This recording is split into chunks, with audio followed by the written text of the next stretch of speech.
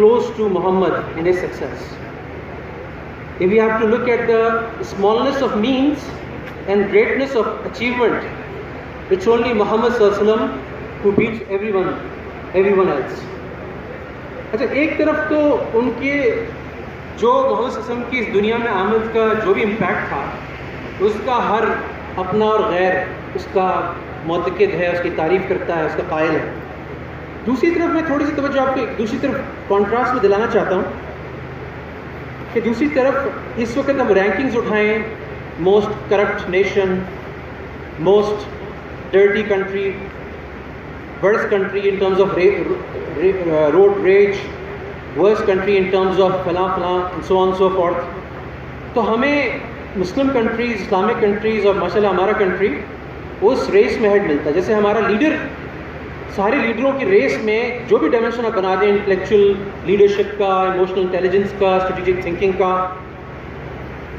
Achieving beyond the means کا، اس میں ہمارا نبی، ہمارا لیڈر سب سے اوپر ہے ہر چیز میں. اور ادھر ہم کہتے ہیں جی ہم یہ بڑے جوش و جذبے سے ابھی ہم آ بھی نہیں سکے، یہاں پہ رستے میں ہمیں بلاک ملا. پورے پاکستان میں نہایت جوش و جذبے کے ساتھ عید میلاد النبی منایا جائے، پکے فالوورز ہیں. مگر اگر صحیح معنی میں مارک ٹوین کہتا تھا if you cannot lie to yourself, it would be easy for you not to lie to others.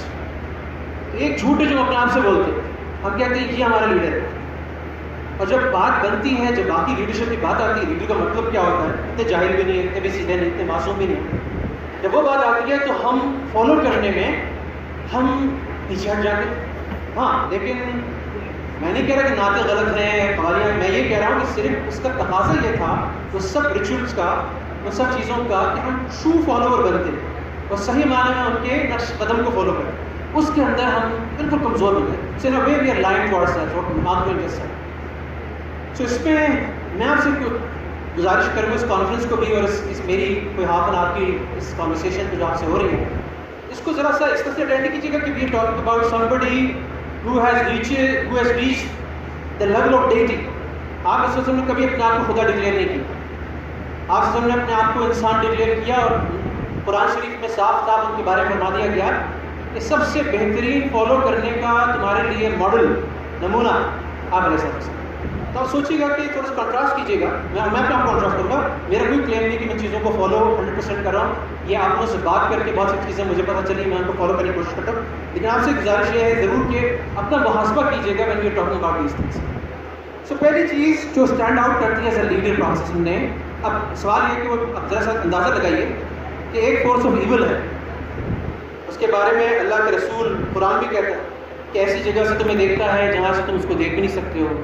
وہ تمہاری خون میں دوڑتا ہے اور ایول وسپرز کرتا ہے، ابلیس اور اس کا جو سارے اس کے فالوورز ہیں.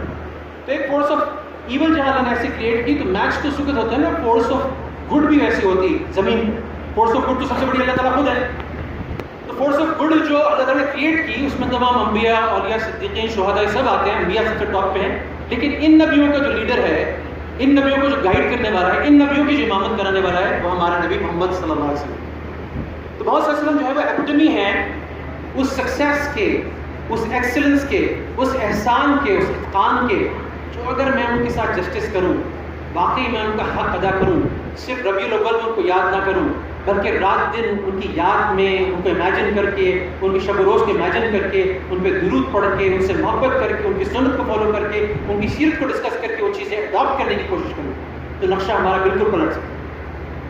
تو چند باتیں میں آپ کے سامنے رکھتا ہوں. ظاہر ہے کہ یہ تو ایک لائف لانگ ڈیسیجن ہے کہ ہم اپنے گھر پہ، اپنی مسجدوں میں، اپنی کلاسز میں، اپنی یونیورسٹیز میں، اپنی آفیسز میں کیا کوئی ڈسکشن کر رہے ہیں محمد صلی اللہ علیہ وسلم کی سیرت اور ان کے طریقہ کار کے بارے میں.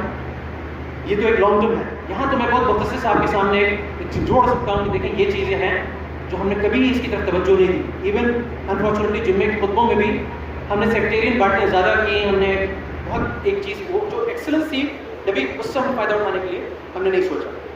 تو اس میں پہلی بات جو سینٹرل بات ہے، جو میرے لیے آپ کے لیے سب سے ایکسیسیبل ہے اور بڑی سینٹرل ہے، اگر کوئی گورا کتاب لکھے گا، if some western authority is writing a book or he is giving a lecture, he or she would perhaps ignore the most important thing in the life of the prophet. He would begin with something else. But we as Muslims have to start with this one.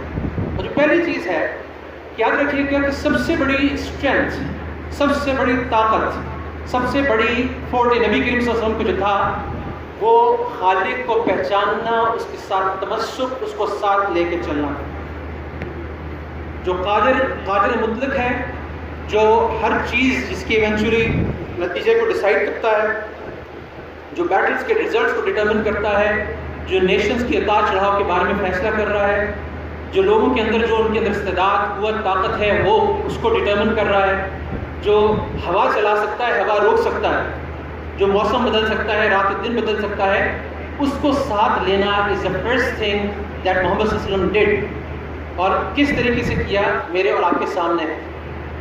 نبی کریم صلی اللہ علیہ وسلم کی تعریف میں جو حدیث آتی ہے اس میں ایک تعریف نبی کریم صلی اللہ علیہ وسلم کی یہ آتی ہے کہ جو پچھلی کتابوں میں اللہ تعالیٰ نے محمد صلی اللہ علیہ وسلم کی، احمد صلی اللہ علیہ وسلم کی تعریف کی، انجیل میں اور دوسری کتابوں میں، کہ وہ ایسے ہوں گے کہ وہ مجھے کبھی ناراض نہیں کریں گے، ہمیشہ ہر بار اللہ ناراض کریں گے، کہیں پہ حلال حرام کے مسئلے میں کھانے پینے میں اطاعت نہیں ہے، کہیں پہ اور دوسری چیزیں ہیں جیسے میں بھول گیا ہوں، نمازوں کی پابندی نہیں ہے، اس کا اہتمام نہیں ہے، حقوق کی پابندی ہے، بہن کو پیار سے پیسہ نہیں دیا جا رہا، وغیرہ وغیرہ۔ دیکھیں ایک سینٹرل تھیرم یہ ہے، سارے ہمارے علماء اگری ہیں کہ نبی کے اور نبی